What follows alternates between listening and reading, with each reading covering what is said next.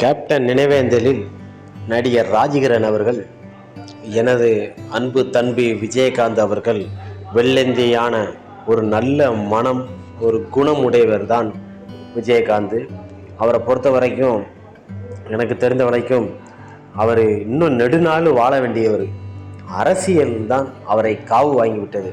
அரசியலில் கேப்டன் விஜயகாந்த் போகாமல் இருந்திருந்தா அவர் இன்னும் ரொம்ப நாளாக வாழ்ந்திருப்பார்னு சொல்லி அண்ணன் ராஜகிரண் அவர்கள் கேப்டனை பற்றி கூறுகிறார். அதே மாதிரி மற்ற எந்த ஒரு மனிதனுக்கும் ஒரு கேடு கெடுதலை நினைக்காத ஒரு மனிதன் யாரென்றால் அது விஜயகாந்த் அவர்கள் தான். என் தம்பி நினைக்கும் போது, என்னை பார்க்கும்போது அண்ணா அண்ணா என்று தான் என்னை அழைப்பார்கள். ஒரு ஷூட்டிங் ஸ்பாட்டில் சந்திக்கும் போது அப்படி பழகக்கூடியவர் அவர்.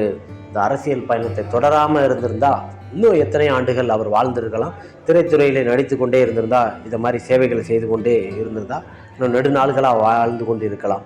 இந்த அரசியல் சில சொற்புணர்ச்சிகள் அவரை தாக்கிவிட்டது.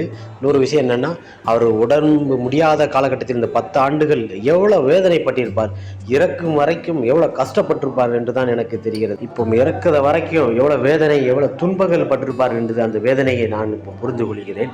அவங்க குடும்ப சூழ்நிலையில் இருக்கும்போதும், ஏன்னா அவ்வளோ கஷ்டத்திலே இறந்திருக்கிறாரு. அண்ணா தம்பி விஜயகாந்த் உடல் ஆத்மா சாந்தி அடைய வேண்டும் என நான் வேண்டுகிறேன்.